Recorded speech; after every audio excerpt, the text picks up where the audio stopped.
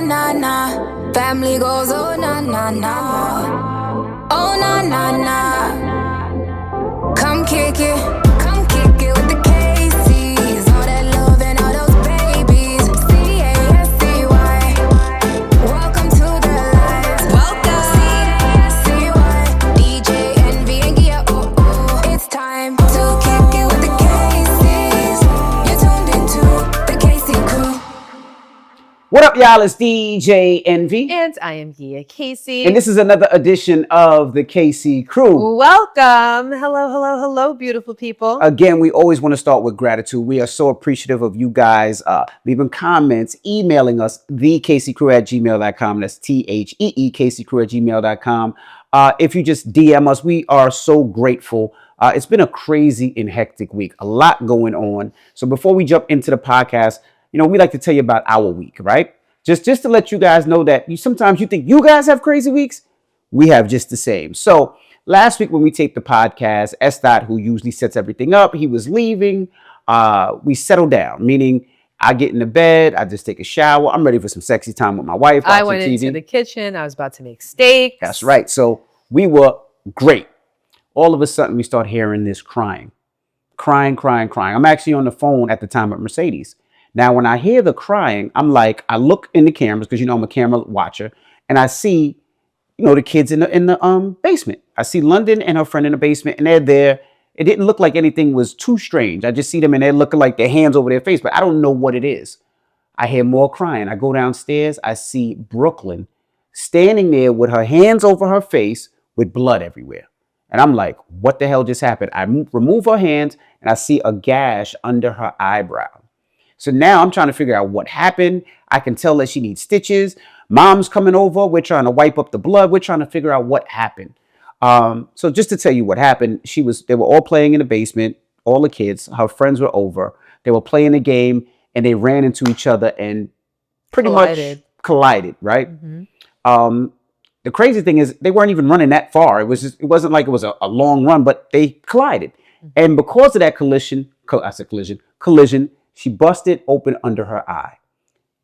Rushed her to the emergency room.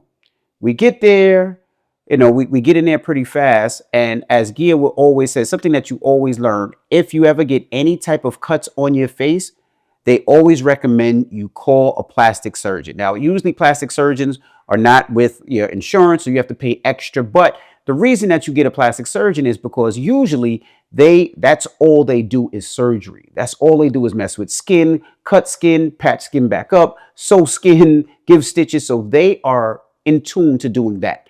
Sometimes when you go to the emergency room, you have a doctor that does everything, right? So they might do stitches on Monday. Tuesday, they might fix this. They might do a broken bone. They might do so it's so many different things.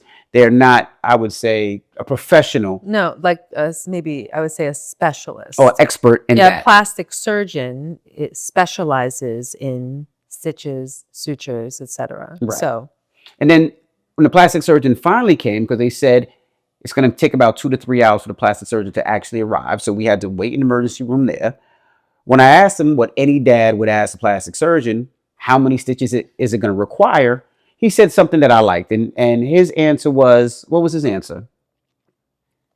He said, I'd never count stitches. I can't tell you how many stitches it's going to be. And then when I'm done, I won't be able to tell you how many stitches I performed because I stitch until it's closed. So it's as many as it takes, essentially. Right. Now, I tell this to everybody. When it comes to our kids, I think personally, Brooklyn is the toughest, right?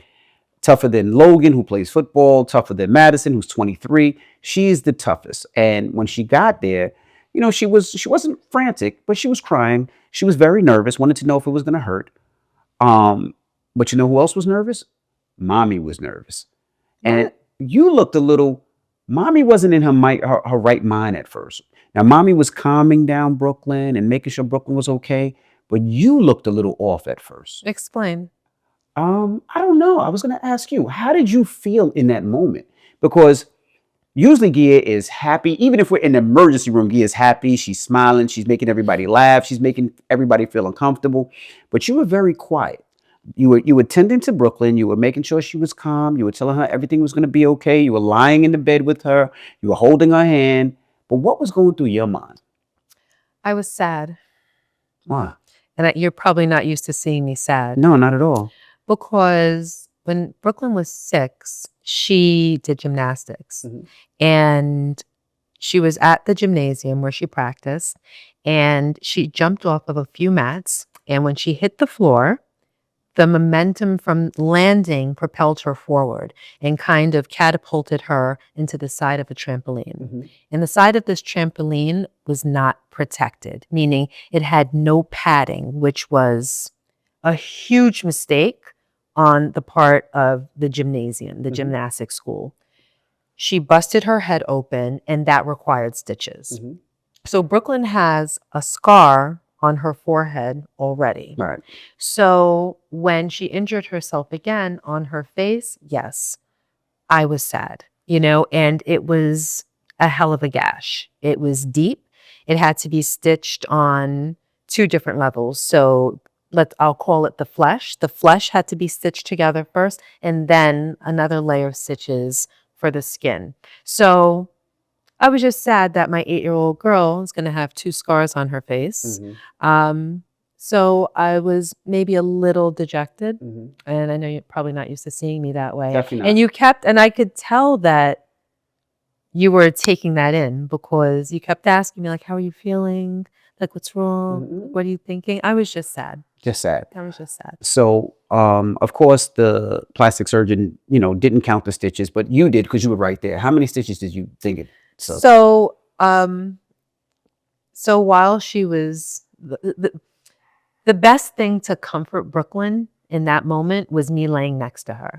So I was literally laying in the bed, cuddling her, rubbing her head, rubbing her hair, stroking her, rubbing her belly, holding her hand, rubbing her arm, just to make sure that she was as low stress as humanly possible. And I got her to that point. And her only concern was whether it was going to hurt or not. Correct. And she said to me, Mommy, promise me it's not going to hurt.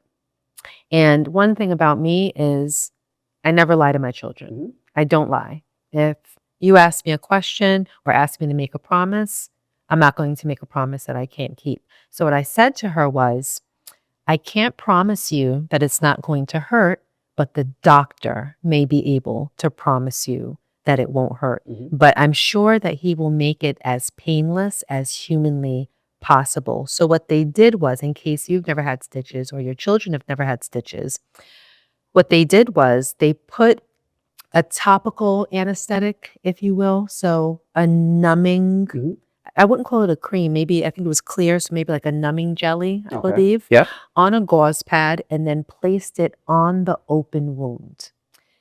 They let it sit it wound up being at least 2.5 hours because we had to wait for the plastic surgeon to come. But they say it's best if it remains on the skin for at least 1 hour. So by the time the plastic surgeon came, he removed it. And then he goes in with a needle and applies more anesthesia. Several needles of anesthesia into the open fleshy part of the wound. So I'm laying there. I'm literally hovering maybe 5 inches over her face. And Rashawn made a joke about this after he was all done, but he said that when he went to inject the first time, I was like, whoa, hold on a minute. We haven't had a conversation. Yeah, has to have a conversation about everything. Like, it got to the point. I have to have a conversation. Yes. But you guys know the one thing he says more than anything is we have to have a conversation. No, in that moment, she reminded me of Logan, right? Before Logan, something happens, he has to know. And I remember when Logan got his stitches, instead of Logan just getting the stitches, he was like, hold on. 1 second. Let me get ready. And that reminded you. Gil was like, when he went there, she was like, wait. Wait. Hold on, look. It was like. No, it wasn't all of that. Yes, it was. It wasn't all that. It was, hold on. We have not had a conversation.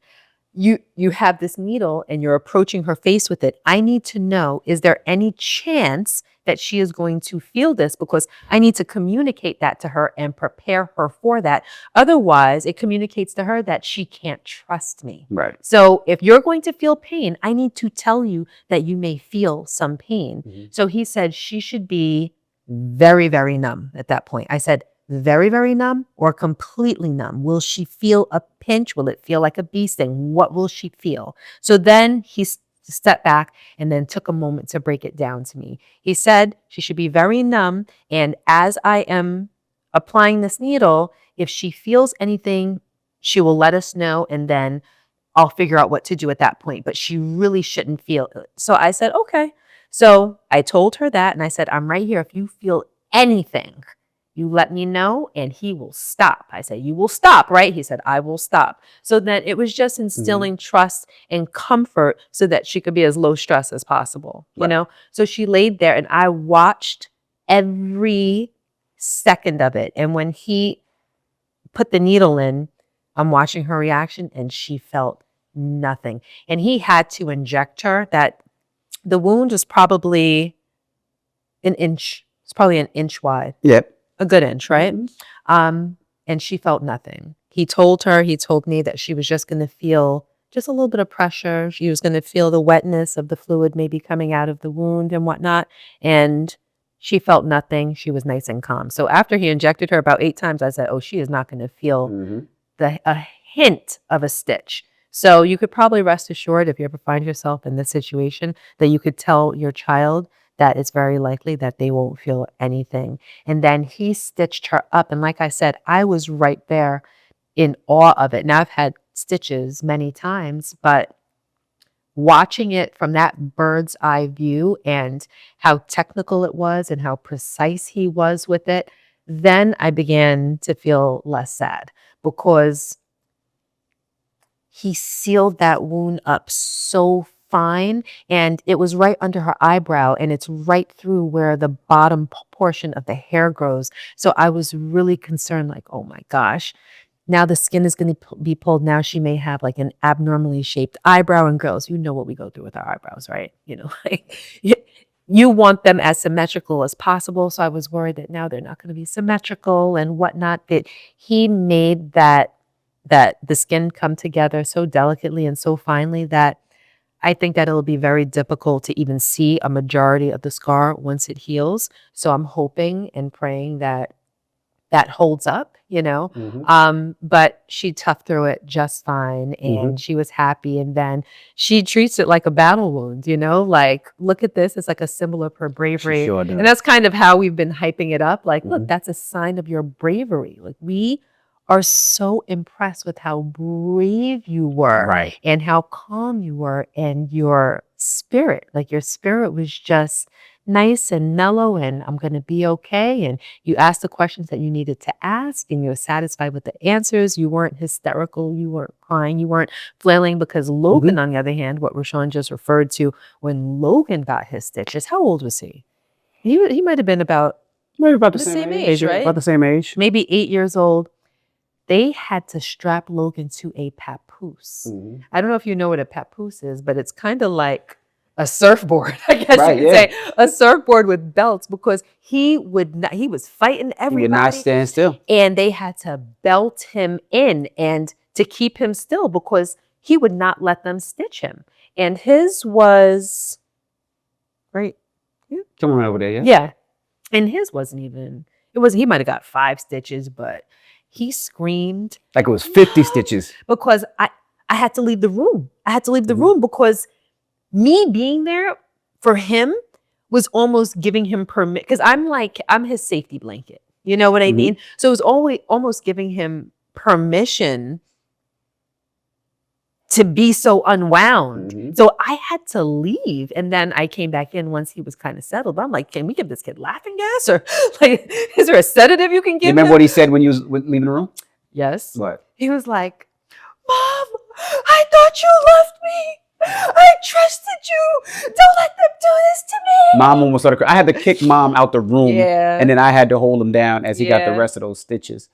But as you can see, our week has been crazy, which brings us to the second part of what we did this week. Was we did the audio part of our new book, Real Life, Real Family.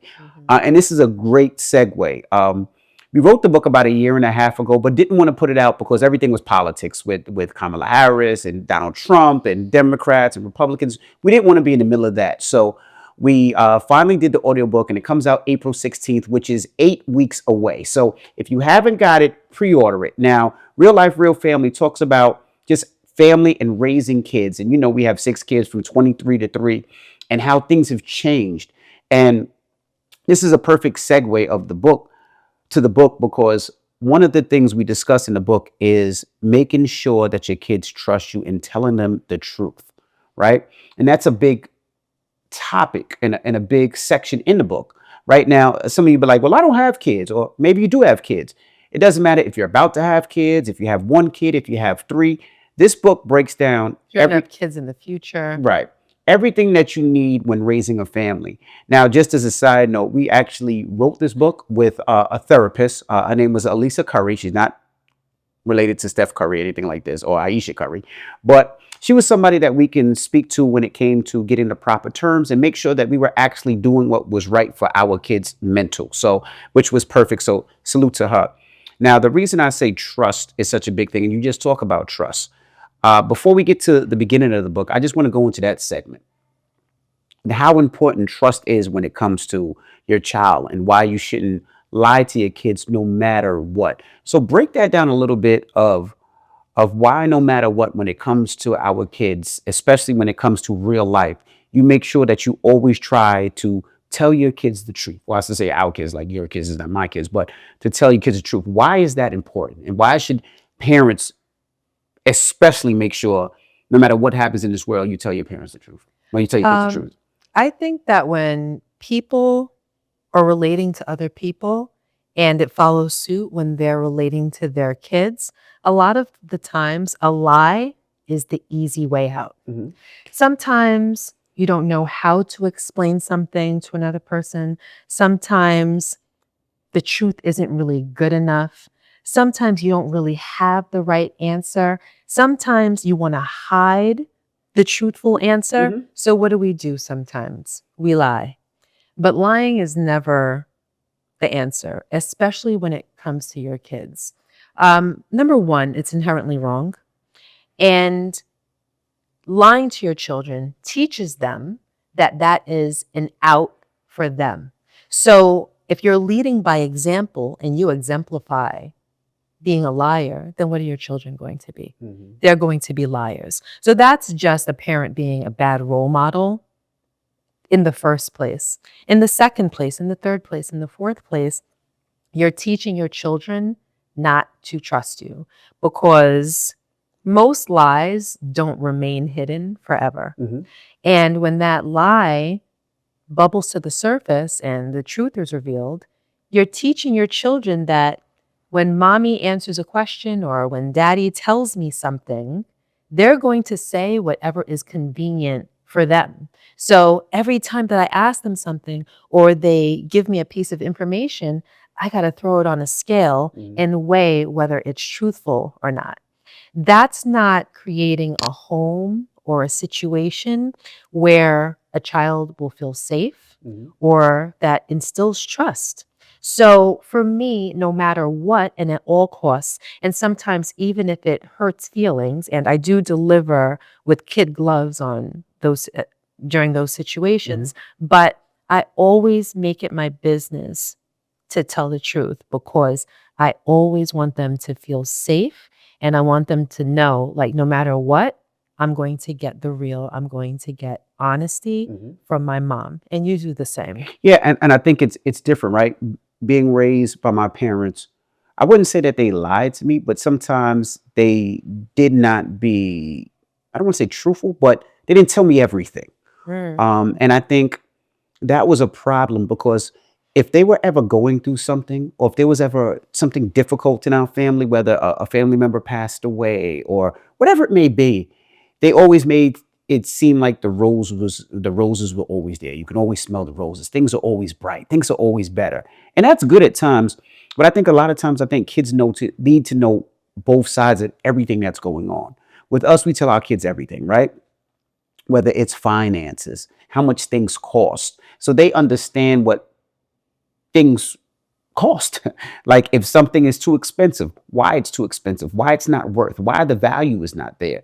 Or if there is a death or something that they see on the news or whatever it may be, we try to tell our kids the truth about everything. Now, a lot of times I feel like people don't necessarily tell the truth because they don't want the time to actually explain. And I do that a lot. Well, I used to do that a lot, You where used to. I didn't want to explain. I don't want to sit there and have that conversation. And you just say something to kind of like, shoot, run along, run along. And that didn't do anything but allows them to make their own perception of whatever it is, Or ask somebody else. or ask somebody else that might not have the proper information. One thing I learned about Gia is patience, right? And to sometimes just to shut down and say, okay, I'm going to explain it to you, even if it takes me 10 minutes, if it takes me 30 minutes, or it takes an hour. Reason being is that conversation that Gia has with those kids, it lasts a lifetime. And sometimes I was that parent that would like, yeah, because this, that, and the other, all right, go, go, go, go, go. And I was really hurting than helping. And once I figured that out, and once I understood that, it made me a different parent. And we discussed that in the book. And the reason I'm going back to the book is because, like I said, if you haven't ordered the book, pre-order it right now. It comes out April 16th, Real Life, Real Family. And we appreciate all you guys that purchased our first book, Real Life, Real Love. It's a national bestseller. Thank you so much. If you haven't got that, pick it up. But the thing that we start the book off with, and we're going to take segments out the book every week until the book comes out 8 weeks, just so you guys can get a breakdown of what the book's about, and hopefully helps you with raising your kids. One of the most important things that I think that we started with the book is the mission statement. Now, a mission statement is almost like a bunch of rules that we follow to be, quote unquote, part of the KC crew.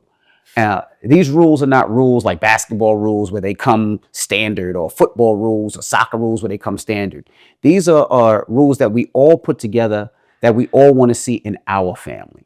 What will make everybody happy. Now, the rules change periodically because kids grow up and they have different needs, different wants. They see the world differently. So I want to read to you guys our mission statement that we put together that is actually in our book. While you're pulling that up, if you read Real Life, Real Love, our mission statement was in that book. But since then, we've revamped it because, like Rashawn said,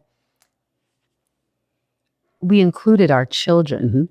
Mm-hmm. We included our children. And as they grow and become more mature, their thoughts, feelings, emotions, and contributions to the mission statement change. Mm-hmm. So it's nice to have like a family meeting to gather all of your kids together and say, as a family, what's important to you? What do you think that our family stands for? What do you think is special about our family? What do you think sets us apart from other families? Mm-hmm. How do we stand out? How do we differ? What do you see in our family that you're proud of, that when you compare yourself to some of your peers that you feel as though they're not getting from their families? And if there's anything that's lacking, let us know that too, so we can put it in the mission statement and we can address all of that. And we can make sure that if there's something that isn't in our line of sight, that we're paying attention to. So we come together and we revamped and kind of tweaked our mission statement. And now this is what it sounds like. Okay, so our mission statement, like I said, it's rules. It's not like something that we plaster all over the house and be like, you got to follow these rules. If you don't, you're out. No, these are just conversations that we have. We make it fun, but we do this so the kids know what we expect and we know what they expect. So the first one is, we are a unit, right? Simple. We are together. We ride with each other. We die with each other. Bad boys for life. Well, you know what that means. We are a unit. We respect each other. Now, that seems like easy. Like, yeah, you should respect each other. But a lot of times respect is on a level where it might not be understood. And I'll break that down. A lot of times when somebody's talking and somebody talks over them or doesn't give them a chance to finish or cuts them off, it's not a huge thing, but that's a sign of disrespect. You let somebody finish what they have to say. You should be able to have a conversation where you disagree with somebody without having to get nasty. That's what we do in our house, or we try to do. We respect each other. We always have each other's backs. You know how that is. And that's one of the biggest things that I love about our family. Like, we genuinely look out for each other. I know if I'm not here, Jackson's going to look out for his two sisters that are, his age group. I know Madison is going to look out for the whole family. I know at somebody's birthday, I know I'm always working. Madison's going to see what they're into. She's going to order it on Amazon. She's going to take them to their favorite play, their favorite dish. She's going to get their nails done. She's going to do that. We make sure we look out for each other. We represent each other at all times, meaning whatever you do in this house, we expect you to do outside this house.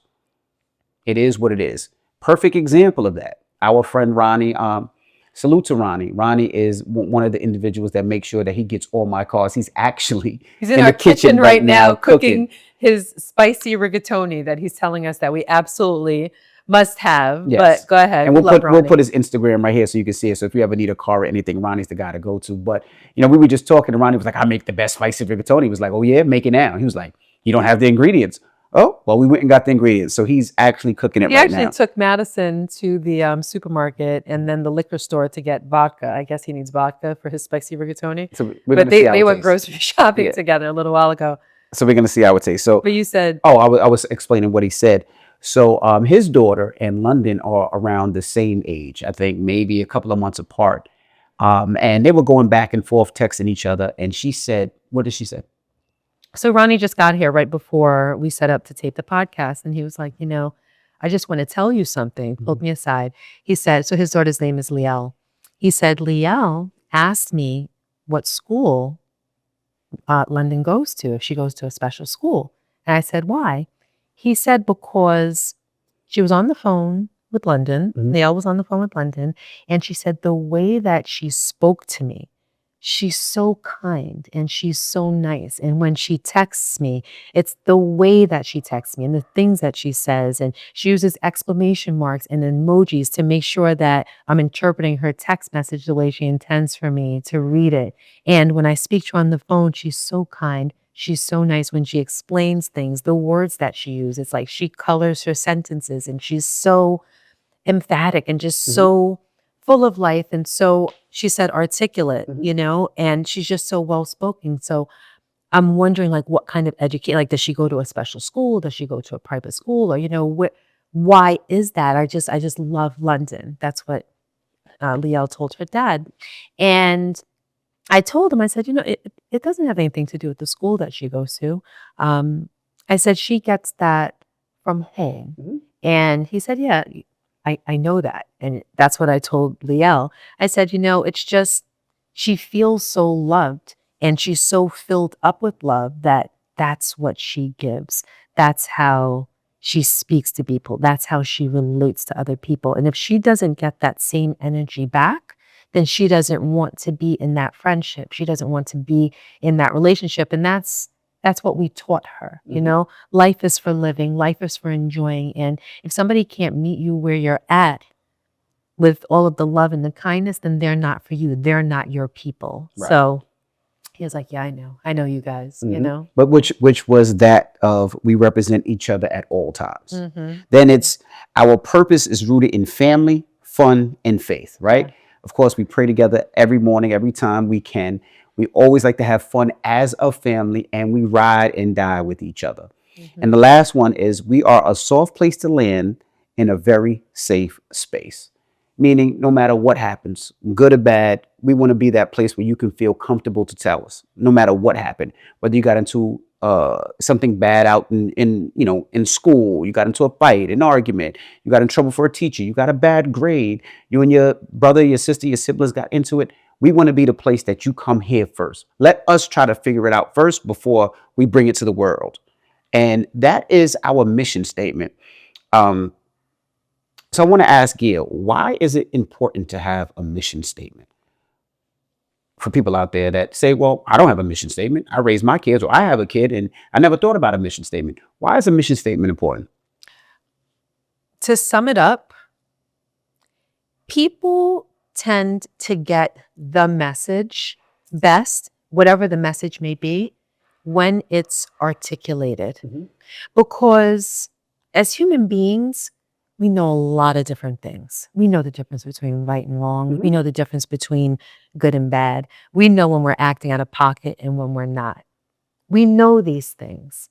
But a lot of times when things aren't articulated, people don't process it. You ever have a notion that you know is true, but you may just be having a conversation with your friend and they put it to you a certain way and it lands and it connects? That's what a mission statement is. It's something for our kids that they've memorized, that they always refer back to, that they can say, you know what? I'm not being my sister's soft space right now. I'm not being respectful to my husband right now. I'm not acting as though I'm not acting in a manner that represents my family the best that I can outside of the house right now. Like, my dad wouldn't be proud of me if he was a fly on this wall right now. When it's articulated, when it's written down, when it's summed up in a way that a person can refer back to it very cleanly and very clearly, it holds more weight. And I've told you guys before, when I was a kid, I didn't have a mission statement, but there were certain things that my parents said that really landed with me. And I've told you guys again before, my dad always used to say, Gia, if it ain't right, don't do it. And those simple words have literally prevented me from consciously making a ton of bad decisions. Because a lot of times the thing that isn't right is the easiest thing to do. Sometimes it's the thing that feels the best. Sometimes it's the thing that requires for you to do the least amount of work. It benefits us sometimes, or at least it seems to. But my dad sat me down and had those conversations like what Rashawn was telling you that we like to have with our kids, especially me, because I am so patient. I'll sit down and I remember those conversations, and the things that were communicated with me sat with me for a lifetime and literally helped me and are essentially responsible for the adult that I am and the parent that I am. So it's very, very important to have these things that you can refer back to, because I always refer back to my dad saying, if it ain't right, don't do it. That's right. Because I would think like, you know what, Guy, that's not right. Like, you can't do that. I'm not going to do it. That's Count me out, y'all. Like, I'm not going to tell that lie. I'm not going to cheat on that test. I'm not going to help somebody cheat on the test. There are just things, So that's why I think a mission statement is so important. That's right. And it unifies you. It unifies you as a family, having a family mission statement, feeling that you belong to something special.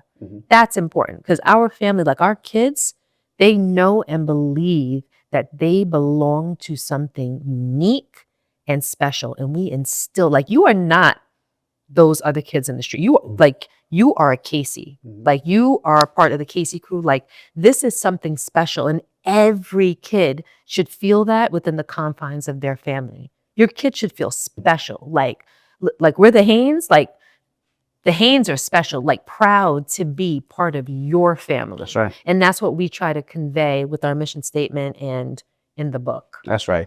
So if you guys have kids, we would love to know your mission statement. Do you guys have a mission statement? You can leave a comment, of course, on our YouTube page, or you can even email us at thekcrew@gmail.com. Again, our second book comes out April 16th in 8 weeks. If you haven't pre-ordered, please pre-order. We're going to be releasing the book cover on one of our pages. Please repost it. The stupidest stuff goes viral, and we would love to see something positive where we're talking about raising kids go positive. So please repost it.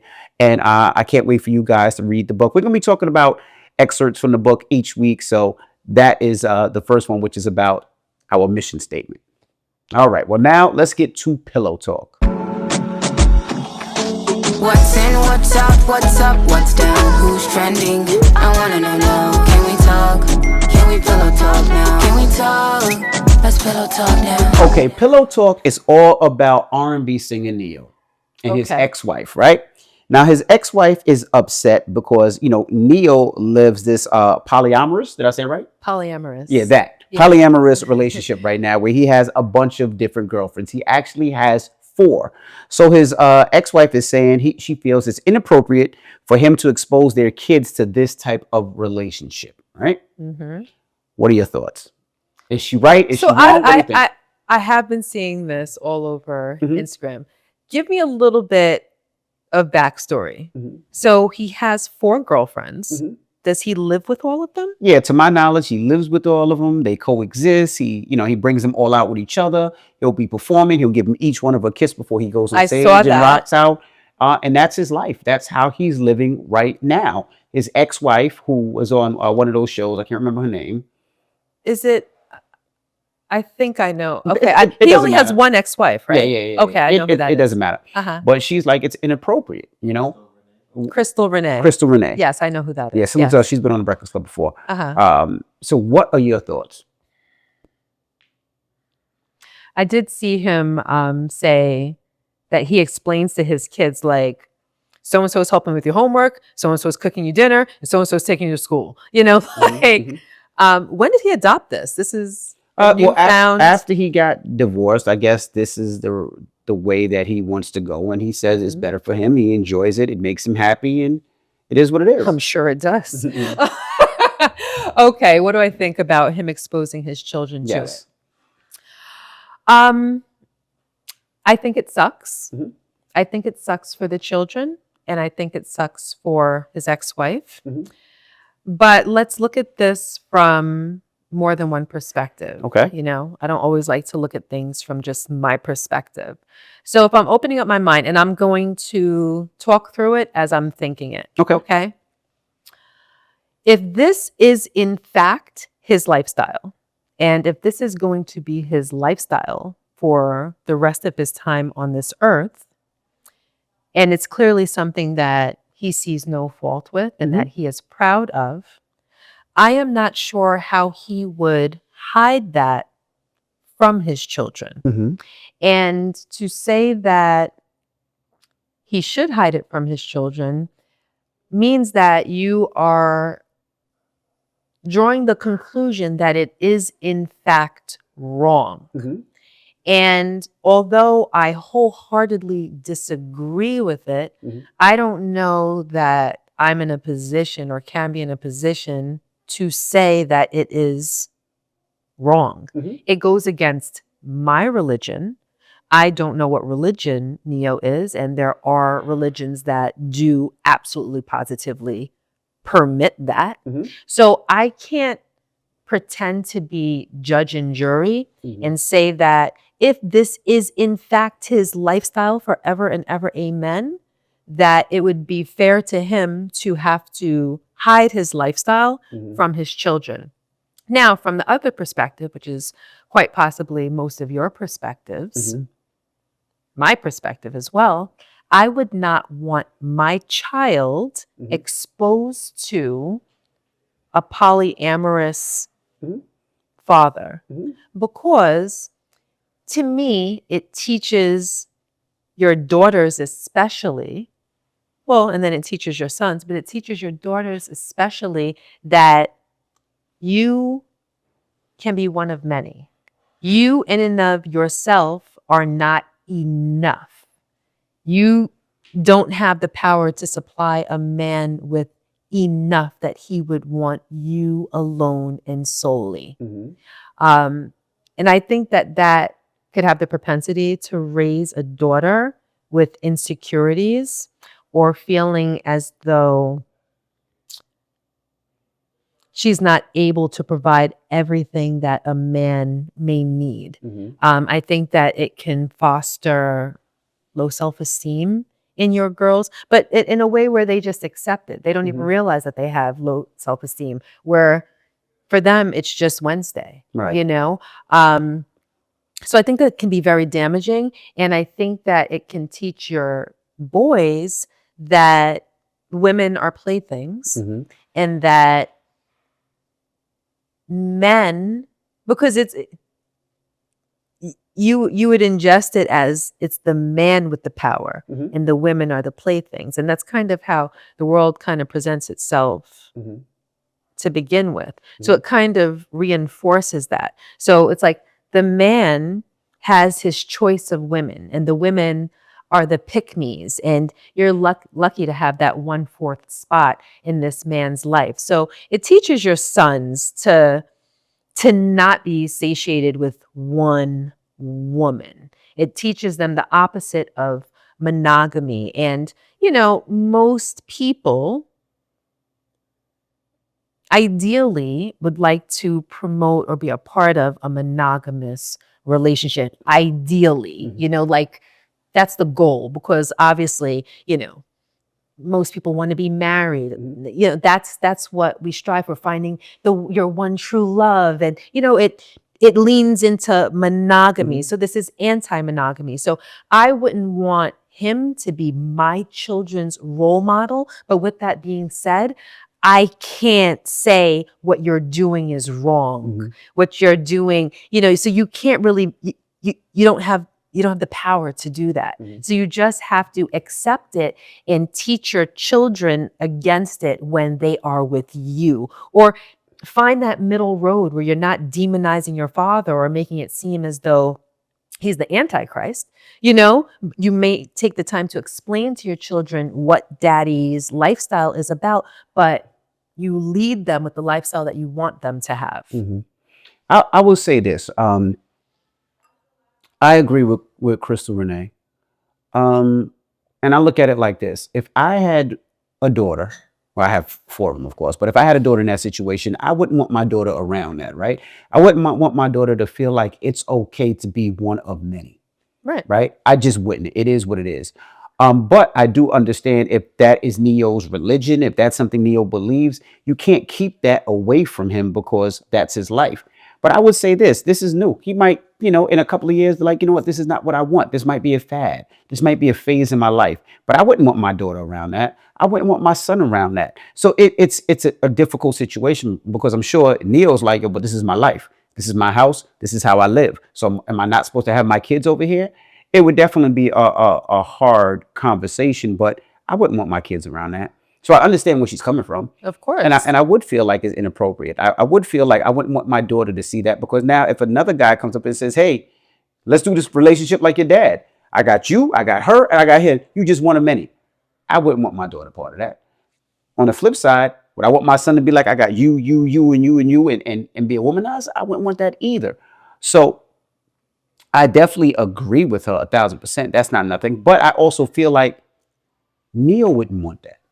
Like Neo wouldn't want his daughter to be one of many if she was dating somebody, right? And if he was being mindful enough, then he would know that that's what he's teaching her. Right, because you're really showing your daughter that it's okay. You're really showing your daughter that it is acceptable because we talk about it all the time. Like our kids are sponges. They're going to see what mom and dad do.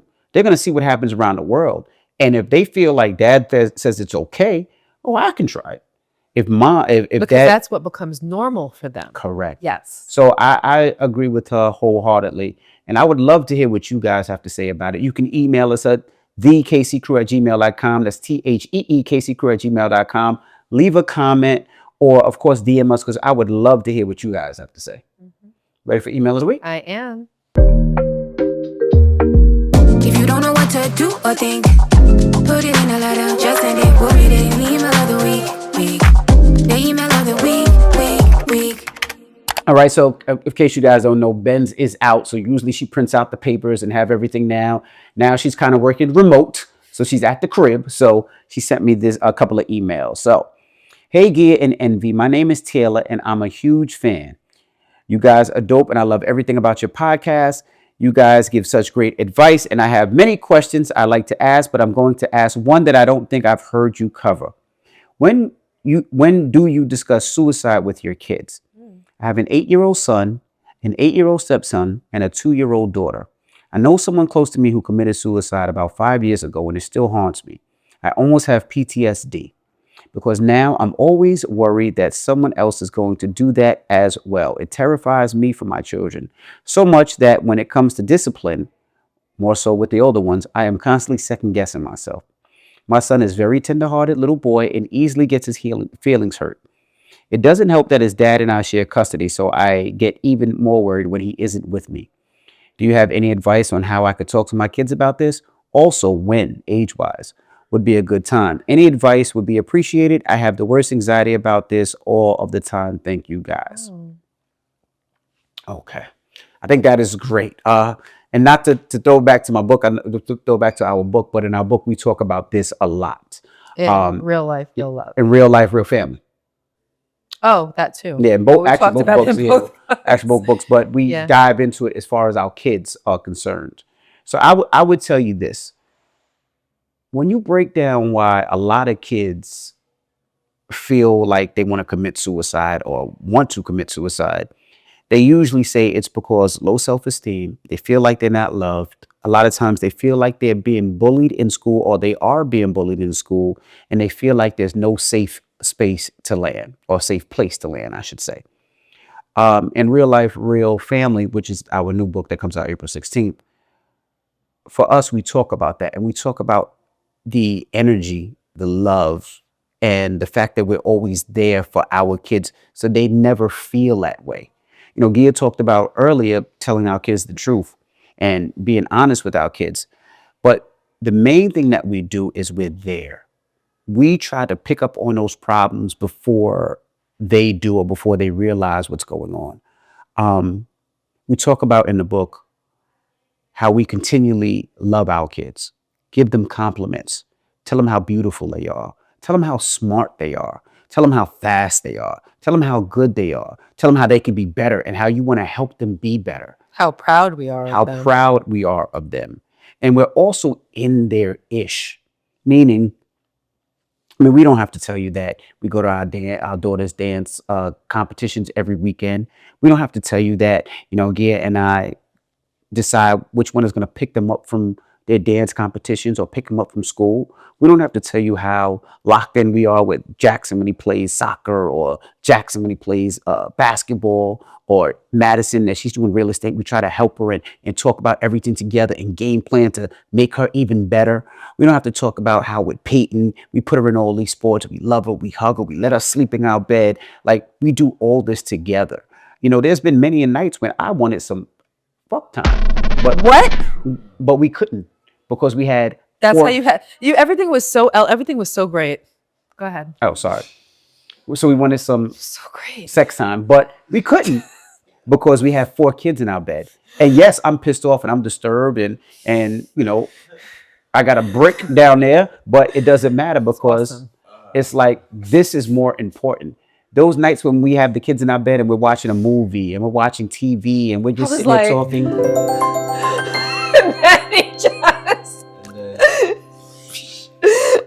It is what it is. But, those put something in your kid that makes them feel better. You want to make sure that if they are being bullied at school, they come to you first. They know how to handle it. They know where the bullying comes from, so they never feel like it's them. You want to give them that confidence. You want to push them to be better so they understand that they can be better. They can be great. Put them in activities where it's better for your kids. If your child likes basketball, if your child likes karate, if your child likes soccer, whatever it may be, push them towards that. I know everybody's financial situation isn't the same. So you could say, well, I can't afford, the private lessons. I can't. Well, that might mean mommy or daddy, you go out there and do it. You go out there and play basketball with your son. You don't have to know how to shoot like Curry, but you know how to dribble. Do the dribbling drills with your kids. I don't know how to dance, but I go out there and I act like I know how to dance, and I watch them do their dance moves. I tell them they're great. I tell them to point their feet a little better. Whatever. Ricky, you didn't have your toes pointed on that jump. Whatever. Make sure you point them on that jump, Ricky. Whatever I hear their teacher say, I say, even if they don't do it. Point your toes a little more. Like, those are the type of things that they remember, and those are the type of things that hopefully will take those thoughts out of any child's mind. Now, everything is not perfect, so you could do all that, and maybe it could still happen. But the more you're on your kids, the more you see what they do, the more you walk in their room when they're playing Fortnite online, the more you're on their room when they do all those things, that makes things better. You know why people say, well, your son is online and he plays these video games. You know why it doesn't bother me as much? Because a lot of the times he's playing with his sister, and not the little sister. He's playing with Madison. Him and Madison are on the thing playing together. And these are some of the things that we do. We play games. We play Monopoly. We play Uno. We play Taboo and word games and all those type of things because we try to do it as a family. We do it together. So if one is hurt, we're all hurt. And hopefully, like I said, I'm not the judge and jury when it comes to raising parents, but we kind of got a good footing because we've been doing it a bunch of years, 23 years. But those are the reasons where we haven't had those conversations. And when things are down, you attack it. You don't ignore it. You don't ignore those tough conversations. What do you say? I know I talk a lot, but. That's good. For me, raising happy children, I don't want to say that's easy, but it starts in a particular place. And it's by making your children feel important. It's by making your children feel interesting. When you show your children that you're interested in them, they feel worthy. They feel happy. Think about some of your friends. One thing that I do have to say, I do have to say that I pride myself in is being a good listener, because I'm an active listener. It doesn't matter how interesting or uninteresting your story or your recount of something is. When you are talking to me, you have my undivided attention. And I am going to give you all of the verbal and nonverbal cues to let you know that I am locked in.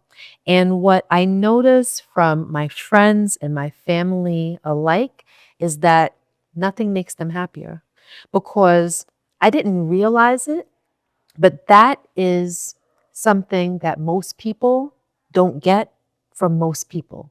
When I sit at a dinner table, I can be out to eat with a bunch of girlfriends, and you'll see a person telling a story and trying to get through a story. And you can see in the people's eyes at the table who's interested, who's not interested, who's thinking about someone else, something else, who's daydreaming, whose mind is wandering, who picks up their phone and is just looking up like, yeah, really? Oh, yeah, that's crazy. Or word, yeah, yeah. It's just, most people don't command the attention of those around them. And when they find someone that pays attention to them, that's going to be your best friend. And there's nothing any different with your children. When you pay attention to them and you actively listen and you engage and you ask questions, your children will not only feel worthy, but they'll also feel loved. And if you have a child that feels loved, I think that a topic like suicide is something that may very well be the least of your concerns. You submerge yourself into your children. That's a gift that no one else is going to be able to give them.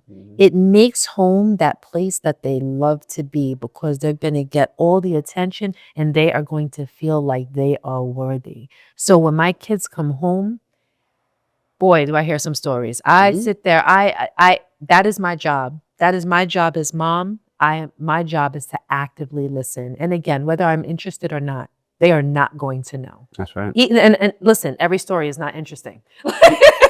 Every story is not interesting. But sometimes, if my mind naturally does want to start wandering, I have to coach myself back into it. Like, no, yeah, don't let it slip. Like, give a nonverbal cue, smile, lean in, nod, and be like, really? Now ask a question. And I'm going to ask a question. I'm not saying that you have to be naturally engaged or you're going to love everything that they're telling you. I want to entertain every question they ask you, but you do it because you are their mom or because you are their dad. And when you do it, I don't think that you're going to have to worry about something like suicide. But to answer your question directly, when do I think is the proper age to discuss that with your child? I don't think that there's a proper age. I think by the age of 8, I think they probably are mentally equipped to understand what the ending of one's own life is. But I wouldn't have that conversation with the child unless I had a concern. Unless I had a concern up until maybe they were 12 years old. When you're 12 years old, I feel as though you're mature enough of a child to handle, not to just understand, but to handle that type of conversation. 8 years old is old enough if I'm having a concern, if I feel as though my child is dejected, if I feel as though my child is not happy, if I feel as though my child is being bullied or is having self-esteem or security issues. If I feel as though they're on a trajectory and they may head down that road, then I may sit down and I'm not going to start with suicide. I'm going to start asking questions about their feelings and what they're going through, their experiences, their level of happiness or lack thereof. I'm going to get all of that information. Then I'm going to seek therapy. And then I may have therapy for myself so I can learn how to deal with the child that may be on that trajectory. But it's not something I'm just going to sit down and explain to them. For me, it's going to be a series of steps so I can get them to where they need to be mentally and emotionally. So that's how I would handle it. I wouldn't say, you know what, now you're 8, I think that let's just have this random conversation, even though it's not well placed. Only if it's necessary, only at the proper age for understanding and for handling it. That's right. And if you have an email, you delivered that perfectly. If you have an email, you can email us, thekcrew@gmail.com. That's THEEKCrew@gmail.com. And it's time to get up out of here. Again, don't forget, please get out there, pre-order our new book, Real Life, Real Family. Comes out in 8 weeks. We're talking April 16th. I can't wait for you guys to read it. And once again, we're going to be hitting the tour. So we're going to be stopping in your city. So, and also let us know what city you're at, because we'd love to definitely see you guys. And we'll see you guys next week. We're about to try this spicy rigatoni. All right. We'll see you guys later. I'm DJ Envy. And I am Gia Casey. And that was another edition of the KC Crew. Doodles.